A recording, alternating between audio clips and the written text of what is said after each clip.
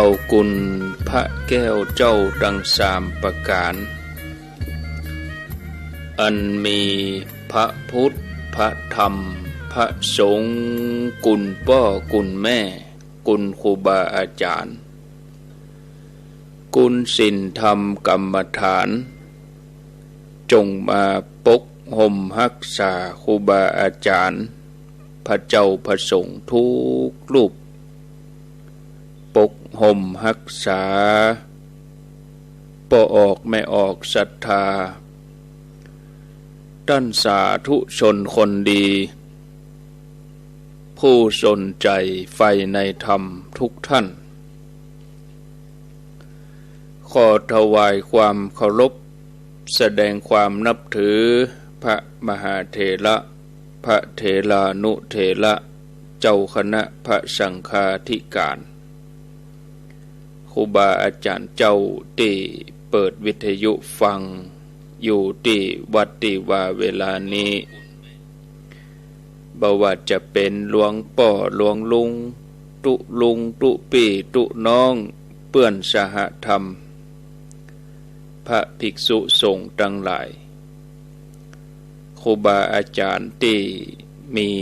อายุพรรษามีการศึกษามีภูมิธรรมที่สูงกว่าเก่ากับผมขอถวายความเคารพแสดงความนับถือมาณโอกาสนี้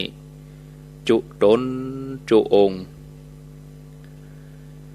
เจริญปอนศรัทธาญาติโยมท่านสาธุชนคนดีผู้สนใจใฝ่ในธรรมทุกท่านมาปะกันแล้วเนอมาปะกันแถมแล้วมา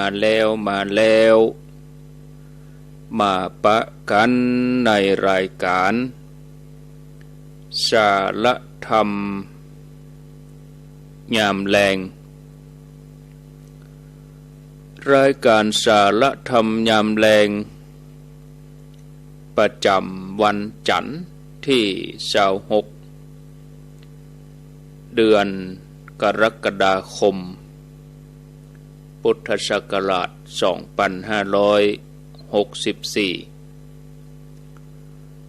วันนี้เป็นวันเดือน10เหนือแฮม2ค่ำเดือน10เหนือแฮม2ค่ำพร่ำว่าเป็นวันจันทร์สัปดาห์สุดท้ายของเดือนกรกฎาคมแล้วเดือนกรกฎาคมนี่มีอยู่31วันวันนี้วันที่26เหลือเวลาแถม5วันก็หมดละญาติโยม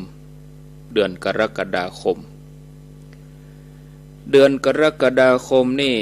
เป็นเดือนที่7ของปีเดือนสิงหาเดือนหน้าก็เป็นเดือนที่8วันเวลาล่วงเลยไปเผลอกำเดียวบ่ได้ปุ๊บปั๊บแต่ละวันผ่านไปจากวันก็เป็นสัปดาห์จากสัปดาห์ก็เป็นเดือนจากเดือนก็เป็นปีศรัทธาญาติโยมท่านทั้งหลายถ้าเฮามาพิจารณาพอตัวเก่าเฮาทุกคนนี่ตัวเฮากู้คนที่ห้องว่าตัวเองเป็นมนุษย์ตัวเฮาก็คือสิ่งมีชีวิตชนิดหนึ่งของโลกที่ธรรมชาติเปิ้นได้สร้างขึ้นมาเปิ้นเอาดินน้ำลมไฟมาประกอบกันมาปรุงกันมาสร้างสรรค์เพื่อเป็นรูปร่างกายมีจิตใจมีความรู้สึกขึ้นมาแต่เพราะร่างกายนี่เป็นสิ่งที่ปรุงแต่งเกิดเลยยากเฮือในที่สุดบ่เมินบ่นานบ่จ้าก็โวยตัวร่างกายของเฮานี่ก็จะต้องเสื่อมสลายในที่สุดก็จากโลกนี้ไปเหมือนกันหมดฉะนั้น เพื่อให้ร่างกายเกิดมาแล้วก็สืบต่อเอาไว้บ่มีการสูญพันธุ์บ่มีการหายไปจากโลกเจือจาดมนุษย์ธรรมชาติเปิ้นก็เลยมอบสัญชาตญาณที่เป็นความรู้ว่าตัวเก่าเอาไว้ให้จิตใต้สำนึกของเฮาของสิ่งที่มีชีวิตทั้งหลายเพื่อให้สิ่งมีชีวิตทั้งหลายจะได้มีความรู้สึกว่ามีตัวเก่ามีตัวเองเมื่อมีความรู้สึกว่ามีตัวเก่าขึ้นมาก็จะฮักตัวเองฮักตัวเก่าเมื่อฮักตัวเองฮักตัวเก่า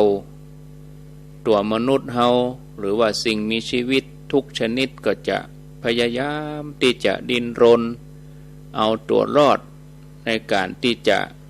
ดำรงเผ่าพันธุ์ความเป็นมนุษย์เอาไว้บรรดาสิ่งมีชีวิตทั้งหลายก็เหมือนเดียวกันบ่ว่าสัตว์จริงบ่ว่าเชื้อโรคอย่างโรคโควิดนี่ก็เป็นเชื้อโรคเป็นสิ่งมีชีวิตเป็นไวรัสเชื้อโรคมันก็ดิ้นรนเพื่อจะดำรงเผ่าพันธุ์จะไปขยายพันธุ์อย่างอื่นก็บ่ได้ผลก็อาศัยร่างกายมนุษย์นี่เป็นพาหนะจากคนสู่คนสัตว์อื่นนิ่มไปบ่ว่าแมวว่าหมาบ่ว่างัวควายขอโทษสมัยเก่าก่อนนี่ไก่ถ้าว่าไก่เป็นโรคขอโทษเนาะไก่ตาย5นี่คนยังเอามากินอยู่เนาะไก่ตาย5เนี่ยเพิ่นว่า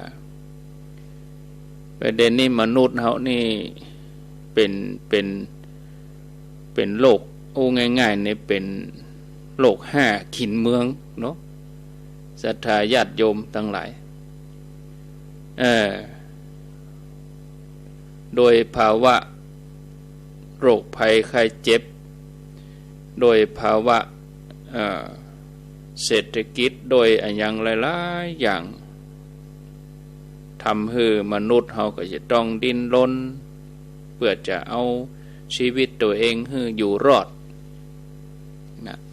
เพื่อจะดำรงเผ่าพันธุ์ของตัวเองไว้สิ่งมีชีวิตทั้งหลายก็เหมือนเดียวกันสิ่งมีชีวิตก็มีจิตมีกายมีรูปมีนามแต่มนุษย์เฮานี่มีสูงกว่านั้นมนุษย์เฮานี่มีจิตใต้สำนึกมีความคิดสร้างสรรค์มีการพัฒนาจิตของละอ่อนที่กำลังเกิดมาใหม่ๆกูคนยังบริสุทธิ์เหมือนกันหมดยังบ่มีกิเลสบ่มีความยึดถือว่าตัวเองขึ้นมามนุษย์เฮากูคนก็เหมือนเดียวกันมีจุดกำเนิดเหมือนเดียวกันเดิมแต่ก็จิตดวงนี้ก็ว่างแต่มาแตกต่างกันเมื่อลูนตามเหตุตามปัจจัยตามสิ่งแวดล้อมตามการเพาะบ่มการอบรมสั่งสอนสุดท้ายก็ต้องปิกไปในจุดเริ่มต้นคือไปแบบว่างเปล่าเหมือนกันหมดกูคนเมื่อมาพิจารณาที่ชีวิตของเฮาที่มีความรู้สึกว่ามีตัวเฮาก็จะพบว่าจิตใจมันใครมีความสุขเมื่อใดมันมีความสุขเฮาก็จะเกิดความพอใจแล้วก็มีความผูกพันกับสิ่งนั้นสิ่งที่เฮาผูกพันนักเข้าที่สุดก็คือชีวิตของเฮาได้แก่ร่างกายจิตใจที่เปิ้นสมมุติฮ้องว่าเป็นตัวเฮานี่ส่วนสิ่งที่เฮาผูกพันรองลงมาก็คือบุคคลอื่น สิ่งอื่นที่เกี่ยวข้องกับเฮารองลงมาเมื่อเกิดความผูกพันกับสิ่งเหล่านี้ขึ้นมาผูกพันเข้าก็จะเกิดความยึดถือว่าสิ่งนั้นเป็นของเฮาเป็นของเฮาศรัทธาญาติโยมก็เดียวกันนะอันนี้ยุ่งแล้วเนาะ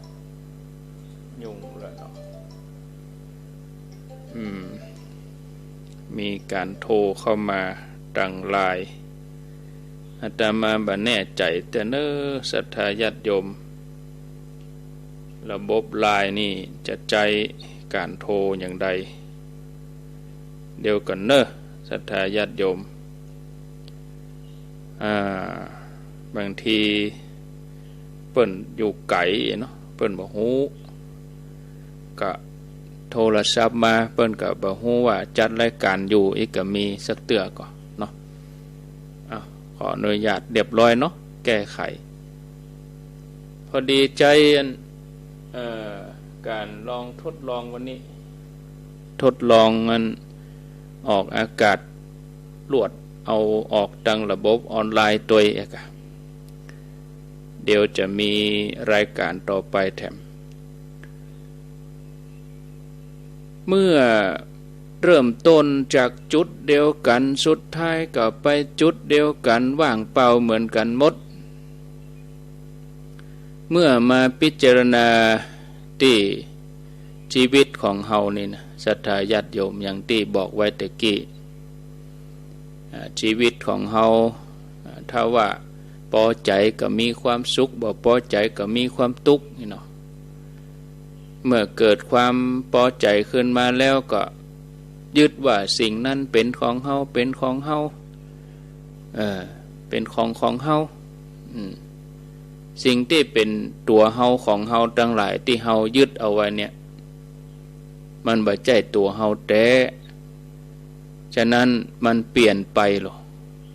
อย่างเวลาอีกก็เปลี่ยนแต่กี้บ่ายโมงบ่ายสองบ่ายเดียว3 โมงเนี่ยบ่ายเดียวนี้จะ3 โมงเช้านะให้มันเปลี่ยนไปเนาะจากเมื่อเจ้าเป็นเมื่อตอนจากเมื่อตอนเป็นเมื่อแรงเนี่ย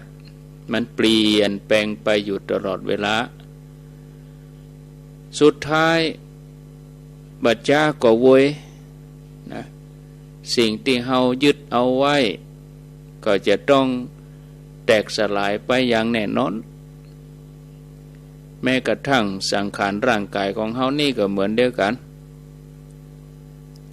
เมื่อสิ่งที่เฮายึดถือเอาไว้มันได้เปลี่ยนไปอันนี้เปลี่ยนไปตามธรรมชาติคือร่างกายจิตใจรูปนามธรรมรูปธรรมนามธรรมเนี่ยมันเป็นของที่บัจีรังยั่งยืนในสุดท้ายก็แก่เจ็บป่วยเนาะทั้งที่เฮาทนุถนอมมันนะตัวร่างกายนี่สังขารร่างกายนี่เฮาทนุถนอมแต่เฮาบ่ต้องเป็นนับสิ่งอื่นที่อยู่นอกตัวเฮาที่เฮาฮักในที่สุดก็ต้องจากเฮาไปถ้าว่าเกิดภาวะนี้ขึ้นมาเฮาก็จะเกิดความบ่พอใจเนาะมันเนี่ยได้มันบ่พอใจมันก็ต้องยอมรับสภาพตัวนี้ศรัทธาญาติโยมในที่สุดนะโอ้บางทีบางเตื้อก็น่าเอามาพิจารณาเนาะพิจารณาอย่างใดสิ่งที่เฮายึดถือเอาว่าเป็นตัวเฮาของเฮานั่นมันก็จะต้องประคับประคองดูแลโดยความยากลำบากเท่ากับว่าสิ่งที่เฮายึดเอาไว้นั่นมันเป็นของนักสังขารนี่ตัวสังขารร่างกายนี่เป็นของนักเนาะมันเป็นสภาวะที่จะต้องทนอยู่ตามธรรมชาติฉะนั้นเมื่อเฮาไปยึดถือหรือว่าเฮาแบกเอาไว้ของนัก ก็จะย่างให้เฮาเกิดความรู้สึกหนักไปโดยความรู้สึกที่มันทนได้ยากเนาะร่างกายของเฮาของแต่ละคนเนี่ยศรัทธาญาติโยมที่เฮาจะต้องดูแลรักษาเอาไว้ด้วยความยากลำบากถึงความร้อนความหนาวความหิวกระหายโรคภัยไข้เจ็บทั้งหลายเนี่ยรวมไปจนถึงมีการเบียดเบียนจากคนเหมือนกันแล้วก็การเบียดเบียนจากสัตว์ร้ายการเบียดเบียนจากภัยธรรมชาติ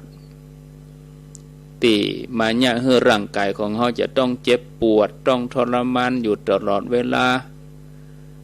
เมื่อเขามายึดถือร่างกายที่เป็นของนักนี้เอาไว้ก่อนเนี่ยให้ใจของเขาเกิดความรู้สึกนักเกิดความรู้สึกบ่พอใจขึ้นมาในที่สุดก็เป็นทุกข์ยังบ่ต้องอั้นเนาะญาติโยมถ้าคนที่เฮากำลังพอใจมีความฮักอยู่อย่างลูกหลานเนี่ยเฮามีความฮักเขา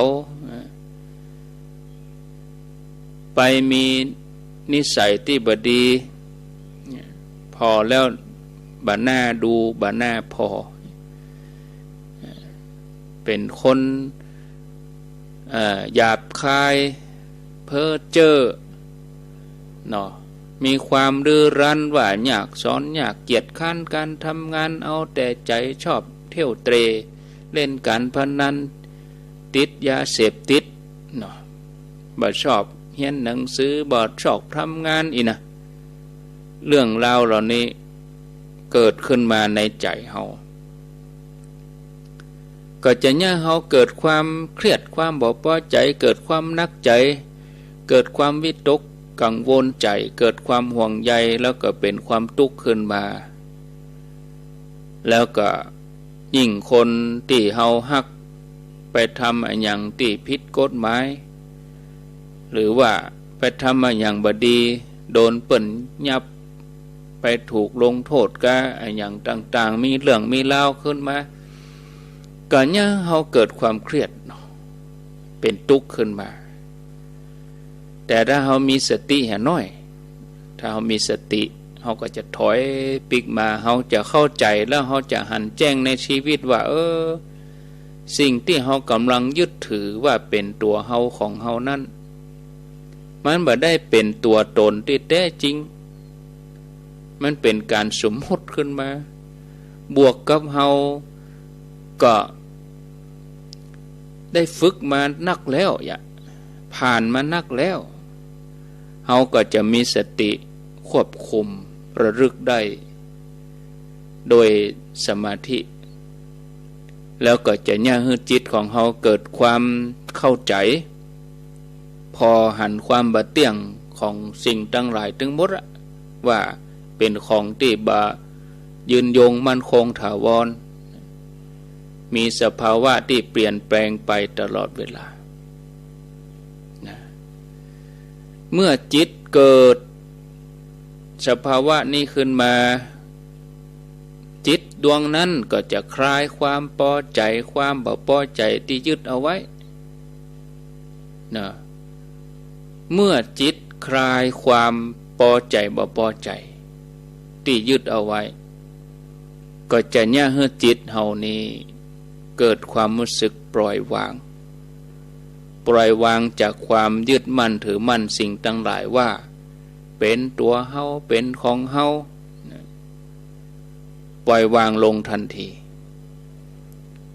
เมื่อจิตปล่อยวางความยึดมั่นถือมั่นว่าเป็นตัวเฮาของเฮา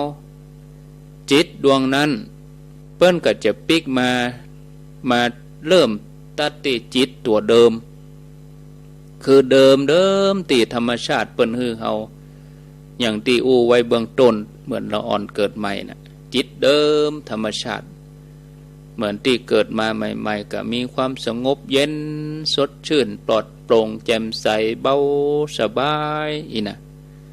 อันนี้คือเป็นสภาวะจิตที่บ่มีทุกข์ โดยสรุปว่าชีวิตของเฮามันก็บ่มีอะไรอย่างนอกจากความทุกข์กับบ่มีทุกข์เนาะสองอย่างนี้คือถ้าว่าเฮาไปยึดถือเนาะว่ามีตัวเฮาของเฮาเข้าไปจิตดวงนี้มันก็จะเกิดความพอใจเกิดความโศกเศร้าเสียใจดีใจมันก็จะเป็นความทุกข์ขึ้นมาแต่ถ้าจิตดวงนี้ได้รับการฝึกจากการเจริญสมาธิแล้วก็เกิดปัญญามันก็จะบ่มีกิเลสความยึดมั่นถือมั่นแว่นว่าเป็นตัวเฮาของเฮาแล้วมันก็จะไปมีอย่างเมื่อบ่มีตัวเฮาของเฮามันก็จะไปมีอย่างความเสียใจความทุกข์มันก็มีที่เสียใจที่ทุกข์ก็เพราะว่าไปยึดว่าเป็นตัวเฮาของเฮาขึ้นมาถ้าเฮามันฝึกจิตดวงนี้ว่าสิ่งเหล่านั้นบ่ใช่ตัวเฮาบ่ใช่ของเฮามันก็บ่มีความสุขบ่มีความทุกข์คือถ้าเฮาสามารถปฏิบัติจนเกิดปัญญาจิตของเฮาก็จะคลายความทุกข์ทั้งหลายได้นะศรัทธาญาติโยมท่านสาธุชนท่านทั้งหลายเป็นจะได้สมัยนี้เฮาฟังธรรมะเฮาฟังกันมาตลอดฟังกันมาตึงเมื่อเจ้าเมื่อแรงตึงเมื่อค่ำฟังกันมาขนาดนักเลยหลายปีบางท่านฟังมา5 ปี10 ปีบางท่านมาฟังเป็น10 ปีแล้วเป็นจะได้เฮาถึงบาหันธรรมบาหันสัจธรรมบาหันธรรมะบางทีก็หันมอกลางๆได้เพียงมอกพอให้พอดีแต่ก็ยังดีกว่าบาหันอันยังเห็นเลยดีกว่าฟังแบบผ่านญาติโยมทั้งหลายจากที่เฮาเคยได้ฟังจากคนอื่นจากหนังสือจากตำราว่าสมัยพุทธกาลมีหลายคนที่ได้ฟังธรรมจากพระพุทธเจ้าเพียงบักกี้ประโยคนะเพียงประโยคสั้นๆแล้วก็เกิดดวงตาหันธรรมเลยเกิดความหันแจ้งในพระธรรมคำสอนในเรื่องของการที่จะดับทุกข์ตามหลักอริยสัจสี่บางคนนี่หันง่ายเลยเนาะเมื่อเฮาได้ฟังหรือว่าเฮาอ่านหนังสือธรรมะเฮาได้ฟังธรรมะนะจะมีก็ว่าเฮาจะแจ้งในคำสอนที่พระพุทธเจ้าเปิ้นได้ตรัสไว้เฮาจะได้ฟังอย่างใดญาติโยมทั้งหลายก็ฟังกันมาบอกว่าจะเป็นธรรมเมืองบอกว่าจะเป็นธรรมบรรยายก็มีนักมากมายก็บ่หันว่าเฮาจะเข้าใจหลักธรรมสักครั้งบ่หันว่าเฮาจะเกิดความหันแจ้งในคำสอนของพระพุทธเจ้าพ้องเนี่ยก็น่าคิดเหมือนกันนะเนาะซ้ำยิ่งจะยังเฮาเกิดความสงสัยเกิดความสับสนเข้าไปแถมสาเหตุที่เฮาฟังแล้วบ่ยังเฮาเกิดหันสัจธรรมหรือว่าเฮาบ่ได้หันหลักธรรมในนั้นก็คงจะมีจาก2สาเหตุเนี่ยนะ1สาเหตุที่1สาเหตุเพราะจากคนที่มาอู้คืออย่างอาตมาอีกอะอู้จนศรัทธางงอู้จนบ่เข้าใจกะหรือว่าจากตำราก็ว่าจากสาเหตุที่2คือจากคนฟังเองคือถ้าคนอู้หรือว่าตำราว่าไปตังใดก็คะแนนเมื่อญาติโยมตั้งสติพิจารณาตัวพิจารณาดี นะศรัทธาญาติโยมทั้งหลายเอาลองพิจารณาว่ามันพอจะปฏิบัติได้ก็ถ้าเฮาพอจะปฏิบัติได้เฮาก็ใจเหตุใจผลพิจารณาถ้าเฮาว่าบัดใจแนวทางเฮาแล้วถ้าลองบัดใจแนวทางเฮาก็ลองเสาะหาแนวทางที่เฮาพอจะปฏิบัติได้อันยังคือความถูกต้องญาติโยมทั้งหลายการปฏิบัติถูกต้องนั่นเป็นอย่างไรคือกรณีของญาติโยมผู้ฟังที่ปฏิบัติถูกต้องก็คือว่าเวลาฟังก็ทำใจเป็นกลางก่อน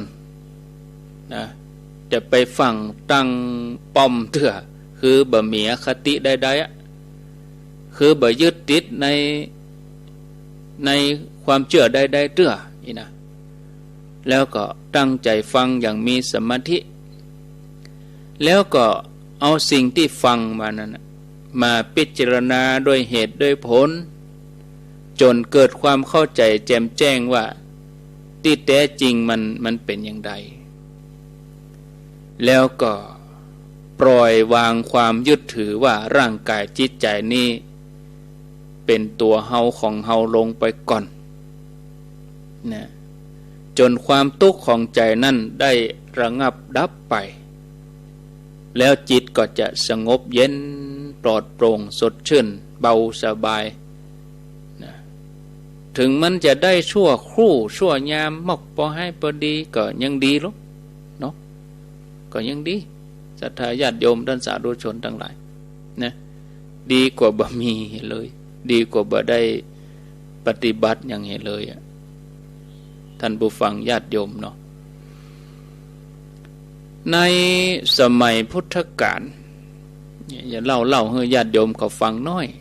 เอามาประกอบเนาะมีนักปราชญ์ผู้ฮู้คนหนึ่งเปิ้นปรารถนาจะพ้นวัฏสงสารเนี่ยแล้วก็พยายามปฏิบัติธรรมแล้วก็ทำการเส้นสวงปูชาสิ่งศักดิ์สิทธิ์เปิ้นทำอย่างเคร่งครัดเลยทีเดียวแล้วก็แสวงหาเสาะหาความโหมาตลอดชีวิตเพื่อให้ปบต่างออกแต่ก็บ่ปะวิธีการที่ถูกต้องที่จะย่าให้ตัวเองพ้นจากสังสารวัฏได้มาล่วงเลยมาจนถึงสมัยพระพุทธเจ้าบังเกิดขึ้นเปิ้นก็เลยเข้าไปถามพระพุทธเจ้าว่าเนี่ยจะได้มีวิธีการได้พ้องที่จะพ้นจากวัฏสงสารนี้ก็เข้าไปหาพระพุทธเจ้าบอกว่าพันเตข้าแต่องค์พระสัมมาสัมพุทธเจ้าข้าพระพุทธเจ้ามีชื่อว่าปุณณกะก็แสดงว่านักปราชญ์คนนี้ชื่อว่าปุณณกะมีความประสงค์ใครถามปัญหาพระพุทธเจ้าใครถามพุทธองค์ผู้หาความหวั่นไหวบ่ได้พระองค์ทรงมีพระพักตร์เบิกบานมีวรรณะผ่องใสมีพระปัญญากว้างลึกซึ้งทรงรู้เหตุแห่งรากเหง้าสิ่งทั้งหลายข้าพระพุทธเจ้าขอถามปัญหาว่าบรรดาหมู่มนุษย์ในโลกนี้คือฤาษีกษัตริย์พราหมณ์เป็นจำนวนนักอาศัยอันยังถึงปูชายันบวงสรวงขอพระองค์โปรดบอกข้อความนี้ด้วยเถิดพระพุทธเจ้าพระองค์ก็ได้ตอบปัญหาว่าดูก่อนปุณณกะหมู่มนุษย์เหล่านั้นอยากได้ของที่ตัวเองปรารถนาซึ่งล้วนแต่ยังเป็นของที่มีความเสื่อมความชราเนี่ยเปลี่ยนแปลงเพราะอาศัยความอยากของเขาก็เลย ปู่จายันบวงสรวงต่างๆนานาปุณกะก็ถามต่อแถมว่าหมู่มนุษย์เหล่านั้นถ้าบ่ประมาทในยันของตนจะข้ามโป้นจาดชราได้หรือไม่พระพุทธเจ้าข้าพระพุทธเจ้าพระองค์ก็ตรัสว่าหมู่มนุษย์เหล่านั้นมุ่งลาภที่ตัวเองหวังจึงสรรเสริญการปูจายันลำพึงลำพันถึงสิ่งที่ตัวเองปรารถนาก็เพราะอาศัยลาภเราแต่ละคตกล่าวว่าผู้ปูจายันเหล่านั้นยังคงเป็นคนที่ยินดีในภพบ่อาจจะข้ามพ้นจากชาติชราวัฏฏะไปได้ปุณกะเปิ้นเป็นนักปราชญ์ก็ถามต่อไปแถมว่าถ้าปูจายันการปูจายันเหล่านั้นข้ามพ้นชาติชราเพราะการปูจายันของตัวเองบ่ได้เมื่อเป็นอย่างนั้นไผเล่าในเทวโลกหรือมนุษย์โลกจะข้ามพ้นชาติชราวัฏฏะไปได้พระพุทธเจ้าพระองค์ก็ตรัสว่าความอยากซึ่งเป็นเหตุให้ดิ้นรนทะเยอทะยานของผู้ใดเพราะได้หันแจ้งในธรรมเราตถาคตกล่าวว่าผู้นั้นมีจิตสงบระงับแล้วบ่มีทุจริตความประพฤติบดีอันจะย่าให้จิตมัวหมองดุจควันไฟที่จับเป็นขมเมาบ่มีกิเลสอันยังมากระทบเมื่อหมดความทะเยอทะยานอยากจักข้ามพ้นชาติชราไปได้เมื่อพุทธเจ้าเปิ่นได้แก้ปัญหาของปุณกะที่ถามแล้วปุณกะก็มีดวงปัญญาแจ้งเลยเป็นปัญญาที่บริสุทธิ์เข้าไปหันสัจธรรม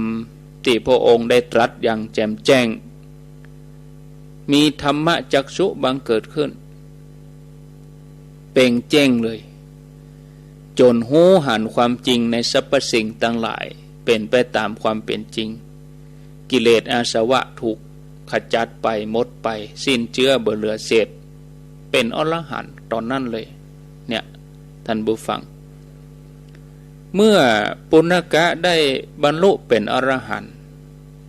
ก็ดำรงธาตุขันธ์อัตภาพจนหมดอายุไขเมื่อดับขันธ์ไปแล้วก็นิพพานไปเลยศรัทธาญาติโยมเนี่ยโอ้ศรัทธาญาติโยมท่านผู้ฟังก็เขาจะไปปะอย่างอี้ก่อนพระพุทธเจ้าพระองค์ตรัสเพียงบกี่ประโยคเนาะชีวิตนี่มันน้อยนักเนาะท่านผู้ฟังกู้ชีวิตอะล้วนแต่บ่ายหน้าไปสู่มฤตยูเข้าสู่เงื้อมมือของพญามัจจุราชเหมือนผลไม้ที่สุกแล้วในที่สุดก็ต้องมีวันที่จะต้องล่วงหล่นไปอย่างแน่นอนเหมือนหม้อดินที่มีการแตกไปฉันใดชีวิตของมนุษย์และสัตว์ทั้งหลายก็เหมือนอย่างนั้นนักปราชญ์บัณฑิตเปิ้นพอแล้วว่าถึงคราวเปิ้นก็จะบ่มีความโศกเศร้าบ่มีความเสียใจเมื่อถึงเวลานั้นขึ้นมาเพราะความยึดมั่นถือมั่นเปิ้นจะละความยินดีในสิ่งที่ถือว่าเป็นของเฮาละความยึดมั่นถือมั่นเปิ้นก็เลยละความโศกความอะไรไปได้ความพิไรลำพันธ์ความไม่สบายกายความไม่สบายใจ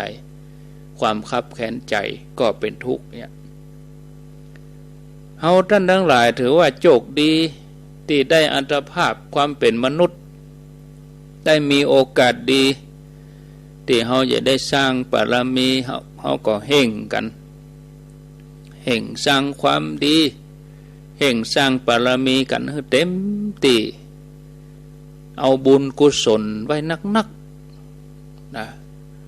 เพราะบุญกุศลเพราะความดีต่ออันจะเป็นที่เปิ่งเป็นเปื้อนที่ซื่อสัตย์ที่จะติดตัวเอาไปในทุกภพทุกชาติเหมือนเงาตามตัวความดีหรือว่าบุญที่เราทำเอาไว้เนี่ยจะเป็นบ่อเกิดแห่งความสุขตั้งแต่ชีวิตที่เรายังเป็นปุถุชนจนเราได้เลื่อนชั้นตัวเองเป็นกัลยาณชนอริยชนเนาะทานศีลภาวนาที่เราได้ปั่มเป่งมาเนี่ยตัวนี้จะรอเลี้ยงจิตใจของเราศรัทธาญาติโยมทั้งหลายคนที่เปิ้นมีจิตไปตังบุญนี่นะเปิ้นละความห่วงแหนบ่ยึดในสังขารทั้งหลายบุญตัวนี้ก็จะต้วยตามนะถึงเวลาเขาจากโลกนี้ไปแล้วมาเองบุญบ่มีการหลงเจ้ามันบ่หลงเฮาอยู่มนุษย์เฮายังโหหลงลืมนะแต่เวลาเฮาทำกุศลทำบุญไปแล้วเมื่อเฮาหมดอายุไขในโลกนี้ในโลกมนุษย์เฮาไปย้ายที่อยู่ไปใหม่มันบุญนั้นมันก็เป็นของเฮาบุญมันบ่หลงเจ้าไปไหนเนาะศรัทธาญาติโยมเมื่อเฮารู้ความจริงอย่างนี้แล้วเฮาก็จะคลายความยึดมั่นถือมั่นในสิ่งทั้งหลายทั้งปวงเฮาบ่ไปยินดีในรูปเสียงกลิ่นรสสัมผัสที่มาหลอกเฮาหลงไปติดนะเฮาเกิดมาเพื่อจะเสาะติเปิ่งเฮาเสาะหาสรณะมีติเปิ่งเกิดมาเพื่อจะสร้างคุณงามความดีเนาะดีกว่าเฮาเอาชีวิตเกิงค้อนนะไปทุ่มเทกับสิ่งอื่นที่มันบ่ใจสาระแก่นสารอันยังบางทีเอาไปพอข่าวพออย่างแต่ละอย่างเนาะบางคนไปเสี่ยงกับสิ่งที่มันบ่สมควรเสี่ยงเลยเพราะบ่รู้จักคุณค่าของชีวิตเกิดว่าเกิดง่ายก็เนาะแต่ความจริงแล้วเนี่ยกู้ชีวิตนี่นะล้วนแต่เกิดยากแล้วก็ตายง่ายนะขอโทษเนาะที่เขาหันคนเกิดถึงวันนี่อันที่จริงเนี่ยกลัวจะได้เกิดมาเป็นมนุษย์เนี่ยมันยากเย็นแสนเข็ญส่วนที่เขาจะจากโลกมนุษย์ไปสู่อบายนี่มันง่ายอย่างเนาะไปเป็นเดรัจฉานไปเป็นเปรตอสุรกายสัมภเวสีหรือไปตกมรณะเนี่ยมันง่ายจะได้มาเป็นมนุษย์แห่งก็เปิ้นแห่งสักจาดหนึ่งเนี่ยมันยากนะญาติโยมท่านผู้ฟังเนาะเวลาของชีวิตที่โลกมนุษย์เนี่ยมันมีอยู่อย่างจำกัดอย่าเฮามีเวลาบ่นักที่จะมาสร้างความดีสร้างบารมีเนาะคือเฮาใจวันเวลาที่เหลืออยู่น้อยเนี่ยสร้างบุญกุศลสร้างบารมีให้เต็มที่เตอะเนาะให้ใจชีวิตมีคุณค่าโดยการประพฤติปฏิบัติฝึกฝนอบรมใจตัวเองเนาะวางเรื่องที่บ่จำเป็นลงพ่องแล้วก็มาดูจิตตัวเองมาพอลมหายใจมาประพฤติถึงแม้เฮาบ่ได้ไปวัดอยู่บ้านเฮาก็ปฏิบัติได้ใจเวลาทุกชั่วโมงทุกนาทีให้มีคุณค่าใจวันเวลาให้คุ้มค่าที่อยู่ในโลกใบนี้ต้องเอาเวลาที่มีอยู่เนี่ยมาสร้างบารมีตั้งใจละบาปอกุศลทำตนให้เป็นคนดีให้ถึงพร้อมแปลงใจให้สะอาดผ่องใสมนุษย์ส่วนใหญ่เฮานี่ยังบ่เข้าใจเรื่องนี้ดีแท้ บ่เข้าใจความเป็นจริงของชีวิตบ่ฮู้ว่าเกิดมาเนี่ยหยังบ่ฮู้ด้วยซ้ำว่าโลกมนุษย์แก่นนี้เป็นโลกแห่งการเกิดมาสร้างความดีเกิดมาสร้างบารมีเกิดมาเพื่อจะปั่มเป่งบารมี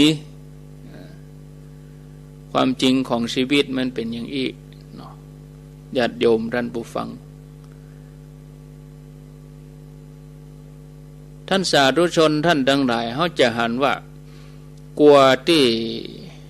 จะเข้าใจอันยังที่เป็นธรรมะสักอย่างหนึ่งบางทีมันต้องใช้เวลาไม่ใช่ว่าอู้กันไปชั่วโมงหนึ่งผ่านไปชั่วโมงหนึ่งเขาจะเข้าใจเลยมันไม่ใช่เนาะมันก็จะต้องสั่งสมไปทีละน้อยละน้อยเหมือนญาติโยมเขาสั่งสมบุญนี่เนาะถ้าเราเข้าใจว่าชีวิตคืออันยังเกินมาเพื่ออันยังเขาหาคำตอบได้แล้วเนี่ยเขาก็จะเห่งละเห่งปฏิบัติประเดี๋ยวนี้คนเขามีความรู้ในเรื่องของวัตถุละเอียดลึกซึ้งคิดค้นสิ่งที่มาอำนวยความสะดวกของเขาอย่างดีเลยกู้อย่างเลยคิดจนถึงจะออกไปแผ่วนอกโลกปุ่นนะ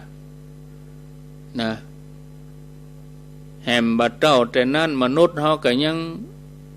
หู้ถึงเรื่องอดีตนะเมื่อมนุษย์ยังบ่เกิดขึ้นมาเอาดินเอาบะหินมาวิเคราะห์มาอย่างหูว่ามนุษย์ดึกดำบรรพ์จัดมนุษย์เป็นอย่างใดก่อนนั้นสมัยใดเป็นสมัยใดแต่บ่ฮู้จักตัวเองความฮู้ทางโลกถึงหมดถึงมวลนั้นจะมีประโยชน์อันยังแก่ชีวิตของเฮาอย่างแท้จริงมันสามารถช่วยให้เฮาพ้นทุกข์หรือว่าอย่างน้อยช่วยให้เฮาเกิดสันติสุขขึ้นมาได้ผ่องก่อมันก็ใจมีแต่จะเพิ่มทุกข์มีแต่จะทำให้โลกนั้นเกิดความวุ่นวายแล้วอย่างเฮาบ่มาศึกษาตัวเองบ่มาพอตัวเองถ้าเฮาเริ่มศึกษาตัวเองพอตัวเองเฮาอาจจะพบกับความจริงข้อนี้ก็ได้เนาะคนโดยนักคือว่าชีวิตเกิดมาก็เกิดมาเพื่อแสวงหาความสุขแล้วความสุขก็คือสิ่งสูงสุดของชีวิตอันนี้ก็คงจะเป็นสามัญสำนึกของจิตใจมนุษย์เฮาทุกคนซึ่งความสุขแบบโลกเป็นเพียงความสุขที่เกิดจากอะไรอย่างเกิดจากการได้เกิดจากการมีเกิดจากการเป็นตัวอันการได้การมีการเป็นเมื่อเฮาอยากได้เฮาอยากมีเฮาอยากเป็นเฮาก็ต้องแสวงหาเสาะหาแย่งชิงแข่งแย่งชิงดีชิงเด่นกันเบียดเบียนซึ่งกันและกันเพื่อจะได้มาตามที่ตัวเองปรารถนาเนาะถึงแม้จะทำให้สิ่งอื่นกระทบกระเทือนอย่างได้ก็จังยังเอาง่ายๆยังอยากได้อยากมีอยากเป็นเบียดเบียนธรรมชาติถึงขนาดธรรมชาติต้องปั่นป่วนญาติโยมพอเมืองจีนท่านก็เปิ่นเอามาลงข่าวน้ำท่วมรถไหลกันเป็นกันก็เพราะว่าเปิ้นแปลงเขื่อนขนาดใหญ่ที่เมืองจีนท่านมีเป็น10 กว่าเขื่อนบนนั้นก็เมื่อฝนตกนักมาเขื่อนเอาบ่ไหวบึ้งบางมณฑลบางที่ก็ต้องระเบิดเขื่อนเพื่อจะระบายน้ำเปลี่ยนทิศทางน้ำโอ้ล้มตายกันขนาดนักเลยญาติโยมท่านทั้งหลายเพราะว่ามนุษย์เฮาไปเบียดเบียนแบบปล่อยไปตามธรรมชาติเนาะ เขาอยากจะชนะธรรมชาติก็เลยธรรมชาติก็เลยลงโทษเสียเลยเนี่ยญาติโยมท่านทั้งหลายมันก็แต่ความสุขมันคือความน่ายินดีน่าหลงไหลน่ายึดติดแต่ในเมื่อมันสร้างปัญหาแก่ชีวิตแก่สังคมถึงต่างตรงต่างอ้อมนะศรัทธาญาติโยมเฮาก็ควรจะเอามาพิจารณาแล้วก็หันมาปฏิบัติเนาะประพฤติปฏิบัติอย่างใดโอ้เมื่อเจ้ามาก็แปลงจิตใจให้ปลอดโปร่งโล่งวันนี้เฮาจะบ่เกียดบ่โคตรไผเฮาจะบ่น้อยอกน้อยใจอันหยังแล้วเฮาจะตั้งใจประคับประคองสังขารร่างกายนี้ไว้ให้ดีไหว้พระสวดมนต์เมื่อเจ้ามาค่ำมาก็มาดูพอใจตัวเก่านี่ว่าวันนี้เฮา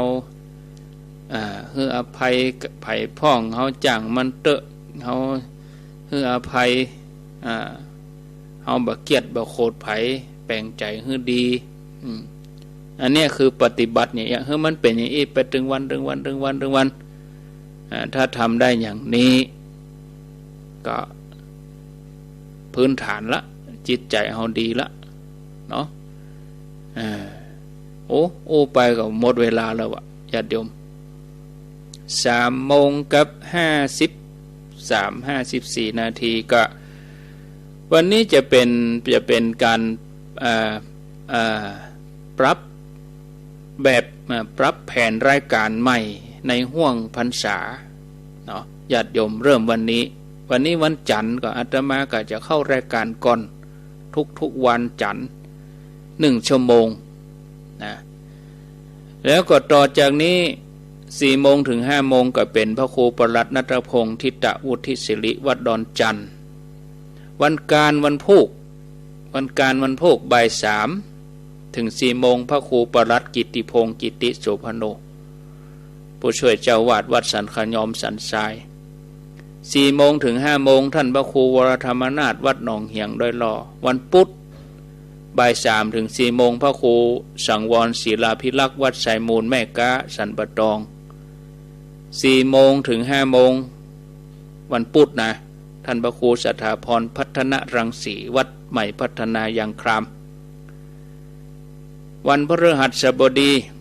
3 โมงถึง 4 โมงพระครูสังฆลักษณอัตรัตนศิริวัดหริกาลาม4 โมงถึง 5 โมงพระธิการจำนันสุธีโรวัดสันกูทองเวียงป่าเป้าแล้วก็วันศุกร์3 โมงถึง 4 โมงพระกัมปนาถกิติวิสุทโธวัดบันต้ออำเภอเมืองเชียงใหม่แล้วก็4 โมงถึง 5 โมงแรงพระทีทเนศจิรวัฒนเมธีวัดหนองบัวอำเภอปงจังหวัดพะเยาอำเภอปงนั่นนะคนพะเยาบนห้องปงอยู่ไหนอยู่ปงปุ่นก็ได้ฟังธรรมเมืองเทศธรรมเมืองในห้วงพรรษาคนเฒ่าคนแก่ก็จะได้ฟังอย่างเต็มอิ่มอาตมาดึงมีรายการอยู่แล้วมาเจ้ามันพวกมาเจ้าก็เข้าอยู่แต่เจ้านี่บัดตาแต่เจ้านี่ภารกิจหนักสั่งสมภารกิจ2 วันแต่เจ้านี่บ่ไหวก็เลยเปิดเทปธรรมะให้ญาติโยมฟังก็มาเข้ารายการพอ 5:30 เกิงแล้วก็แต่เจ้าวันพวกวันการก็เข้ารายการเหมือนเดิม 3:00 ถึง 4:00 4:00 ถึง 5:00 ก็ท่านพระอาจารย์สาธิตอาตมาก็5 โมงถึง 6 โมงเหมือนเดิมมาเจ้าก็ต้องมีอยู่แล้วเนาะส่วนท่านชัยวัฒน์ก็มีมาเจ้าเหมือนเดิมผัดศุกร์เสาร์สามเณรลักษณ์ก็มีเมื่อคืนเหมือนเดิมทุกวันอังคารก็ต่างคนก็ต่างมีภารกิจก็แบ่งเบาซึ่งกันและกันเนาะส่วนพระคุณเจ้าที่เปิ้นจะมาต่อรายการนี่ก็แบ่งเบากันไปเตื้อภารกิจ อาตมาเขาพ่องรายการมันก็มีอยู่ตนอื่นเพื่อก็จะได้มาดำเนินรายการเนาะก็ยังจะอยู่ด้วยกันไปอยู่ศรัทธาญาติโยมท่านสาธุชนเนอะเวลาแถม4 นาทีคงจะบปอสำหรับการวางสายเพราะกำเดียวจะเตรียมสัญญาณไปที่เวียงป่าเป้าก็เปลี่ยนบรรยากาศเนาะได้ฟังสลับสับเปลี่ยนกันไปแต่ละรูปแต่ละตนแต่ละองค์ไปอาตมาขอบคุณทุกท่านเนอะที่ติดตามรับฟังกันตั้งแต่ต้นชั่วโมงมาจนถึงสุดท้ายขอนำรายการนี้จากลาญาติโยมท่านผู้ฟังไปก่อนโอกาสหน้าเฮามาปะกันแถมใหม่ขอบคุณทุกคลื่นทุกสถานีที่ท่านมีน้ำใจมอบเวลาให้พระสงฆ์องค์สังฆเจ้าได้มาเผยแผ่ธรรมะไปถึงจิตใจศรัทธาญาติโยมก็ขอให้กำลังใจกับญาติโยมทุกคนทุกท่านเนอะอยู่ดีมีสุขเหมือนกันคู่คนคู่ท่านอายุวันโนสุขังปะลัง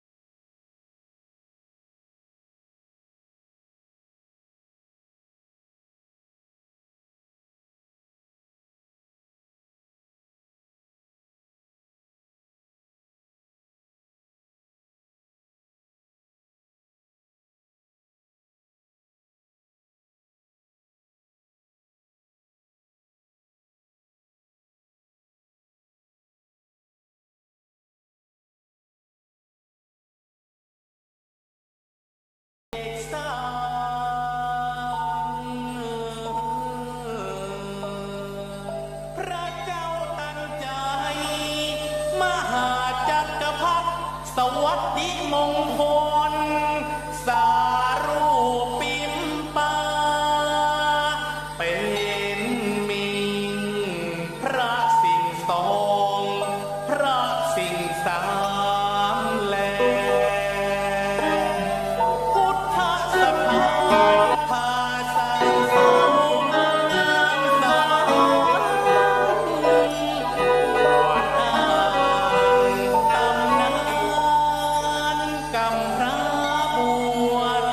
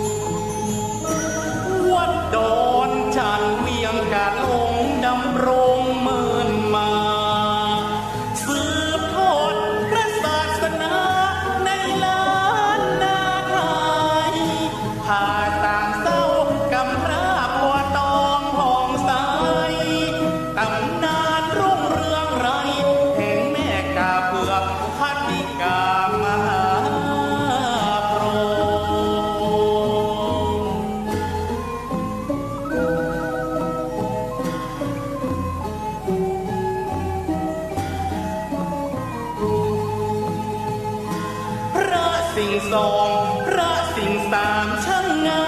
มสม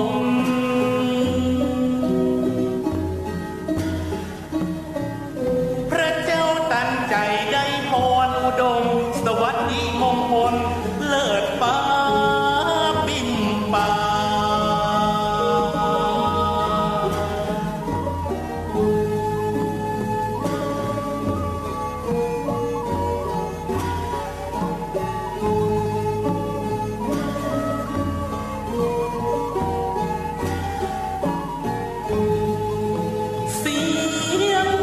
จันดังลั่นก้องตัวต้องโด่งไพรเวียงกาลงนิสัยโบราณนานมาพุทธสถานวัดดอนจันทร์แห่งล้านนาเจอแขกแก้วมาไว้สามีมหาปารมีธรร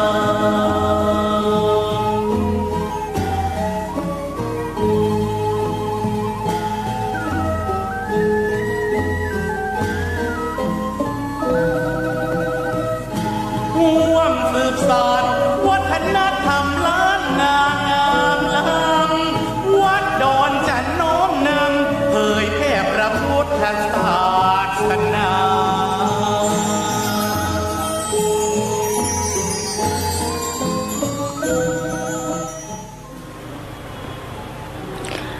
คมเมฆคมพระคมเวลาฝนคมผู้คมคนคมบ่อหูเสียงคมลักคมน้ำยามเหล่าเฮ่อเกี้ยงมันคมแต่เพียงชั่วครั้งการเกิดเป็นคนบ่ป้นเรื่องตุกบ่มีหวังอันสบายเรื่องตุกนั้นมันเกิดที่ใจเฮากฎหมายไปอย่างนั้นแหละเจ้า